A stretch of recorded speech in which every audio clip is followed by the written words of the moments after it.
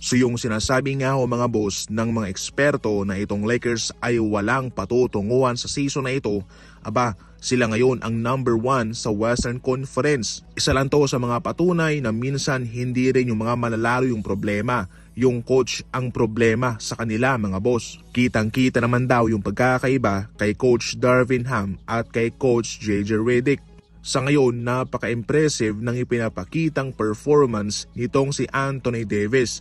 Sa kanilang unang 3 laro, siya ay kumakamada ng lagpas 30 puntos. Ngayon nga sa pinakaagang MVP ladder ranking, itong si Davis ang nangunguna. Number 1 siya mga boss. Hindi na yan ikinakagulat ng karamihan sapagkat magaling naman siya kung healthy at nasa MVP conversation kapag wala siyang injury. Sa ngayon, number 1 siya, pangalawa si Jason Tatum, pangatlo si Chet Holmgren, pang-4 si Shai, pang-5 si Trae Young, pang-6 naman si Stephen Curry, pang-7 si Zubac, pang-8 si Derek White, si Allen pang-9 at si Buddy Hield pang-10.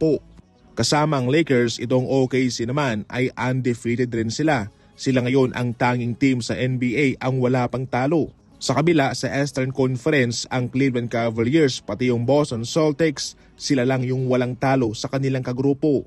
Kung sakaling itutuloy naman ng Sixers mga boss itong kanilang pinaplanong bigyan ng offer si Kuminga, siguradong hindi rin naman daw papayag ang Golden State Warriors na ito'y mawawala sa kanila. Magiging free agent nga ho si Kuminga sa susunod na season pagkatapos na mabigo ang Golden State Warriors na makipagsundo ng kontrata sa kanyang kampo. Subalit kahit na walang extension, hindi naman yun nangangahulugan na siya'y tatanggalin na sa kanila. Probably pwede naman siyang bigyan ng offer ng Golden State Warriors sa susunod na season. Ngayon matunog naman yung patungkol kay Paul George na baka magkaroon dito ng palitan, Paul George kay Kuminga.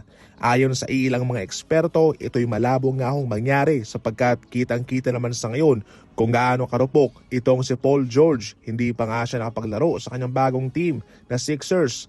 So naging matagumpay na nga ang operasyon ni James Wiseman sa kanyang Achilles injury.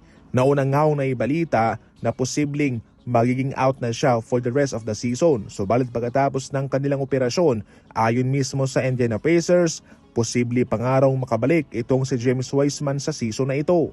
Itong si Wiseman ang magsisilbing second option sa center rotation ng Pacers at yan ho isang magandang balita sapagkat kahit papano, pwede pa siyang makabalik sa anumang oras sa season na ito mga idol. Mayroong history sa mga seryosong injury itong si James Wiseman. Yan din ang naging rason kung bakit nadiskaril yung kanyang karera sa Golden State Warriors nung tinamaan din siya sa kanyang tuhod. Sa Pistons, naging solido naman yung kanyang laruan doon. Ngayon naman sana sa Indiana Pacers kung saan siya ay magkakaroon ng bagong yugto sa kanyang karera ay na-injured pa nga siya. Subalit, magandang balita, pwede pa siyang makabalik sa season na ito.